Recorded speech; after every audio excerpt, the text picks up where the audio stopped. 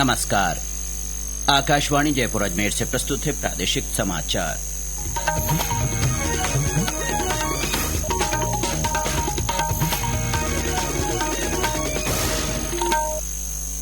समाचारों के साथ मैं अब्दुल हनीफ। प्रधानमंत्री नरेंद्र मोदी ने कहा है कि केंद्र सरकार युवाओं को रोजगार मुहैया कराने के लिए कटिबद्ध है। प्रधानमंत्री आज 16वें रोजगार मेले के अवसर पर देश भर के युवाओं को संबोधित कर रहे थे। श्री मोदी ने कहा कि आज का युवा देश के विकास में योगदान दे रहा है। केंद्र सरकार में युवाओं को पक्की नौकरी देने का हमारा अभियान निरंतर जारी है। आज 51,000 से अधिक युवाओं को नियुक्ति पत्र दिए गए हैं। ऐसे रोजगार मेलों के माध्यम से अब तक लाखों नौजवानों को भारत सरकार में परमानेंट जॉब मिल चुकी है।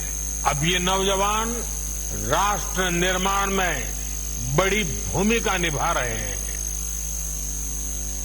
प्रधानमंत्री नरेंद्र मोदी ने वीडियो कॉन्फ्रेंस के माध्यम से 51,000 से अधिक युवाओं को केंद्र सरकार के विभिन्न विभागों के नियुक्ति पत्र वितरित किए। राज्य में भी जयपुर, जोधपुर, अजमेर और बीकानेर में रोजगार मेले लगाए गए। जयपुर के कॉन्स्टिट्यूशन क्लब में आयोजित समारोह में केंद्रीय मंत्री भूपेंद्र यादव ने नवचयनितों को नियुक्ति पत्र दिए। जोधपुर में केंद्रीय मंत्री गजेंद्र सिंह शेखावत और अजमेर में केंद्रीय कृषि राज्य मंत्री भागीरथ चौधरी ने युवाओं को नियुक्ति पत्र प्रदान किए। IIIT कोटा का चौथा दीक्षांत समारोह आज आयोजित किया जा रहा है। समारोह में उपराष्ट्रपति जगदीप धनखड़ और राज्यपाल हरिभाऊ बागड़े शिरकत कर रहे हैं। इस अवसर पर समारोह को संबोधित करते हुए उपराष्ट्रपति जगदीप धनखड़ ने कहा कि भारत के युवा डिजिटल इंडिया की नींव बना रहे हैं। उन्होंने कहा कि तकनीक सिर्फ जानकारी नहीं बल्कि देश के विकास में सहयोग का एक बड़ा माध्यम है।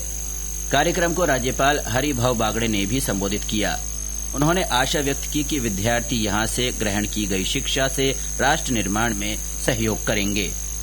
कोटा के रानपुर स्थित IIIT कैंपस में आयोजित किए जा रहे इस समारोह में 185 विद्यार्थियों को बीटेक की उपाधि और 4 विद्यार्थियों को एमटेक की डिग्री प्रदान की गई। इन सभी ने AI और डेटा साइंस में विशेषज्ञता हासिल की है। समारोह की अध्यक्षता सेवानिवृत्त लेफ्टिनेंट जनरल AK भट्ट कर रहे हैं। कार्यक्रम में शिक्षा मंत्री मदन दिलावर और ऊर्जा मंत्री हीरालाल नागर भी मौजूद हैं।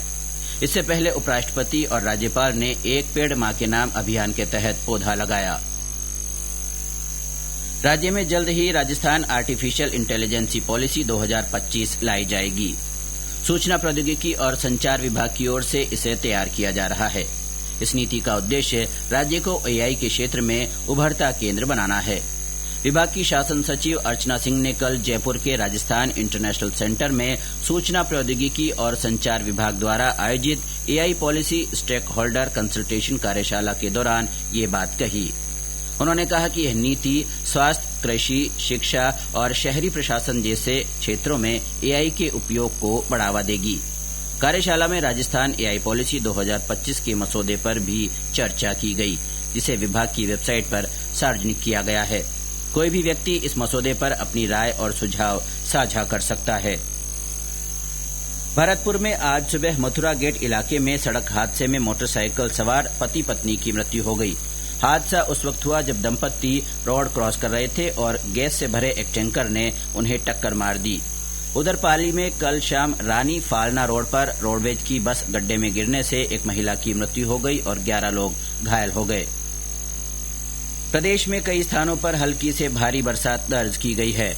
मौसम विभाग के अनुसार कल सबसे अधिक 9 सेंटीमीटर पानी जयपुर के सांभर में बरसा। धौलपुर के सरमथुरा और श्रीगंगानगर के पदमपुर में 8-8 सेंटीमीटर, राजसमंद में 7, बीकानेर, नागौर के खिंवसर, सवाईमाधोपुर के खंडार, झुंझुनू के उदयपुरवाटी और अजमेर के पीसांगन में 6-6 सेंटीमीटर बरसात हुई। मौसम विभाग ने आज से राज्य के दक्षिण पूर्वी भागों में भारी बारिश की संभावना व्यक्त की है।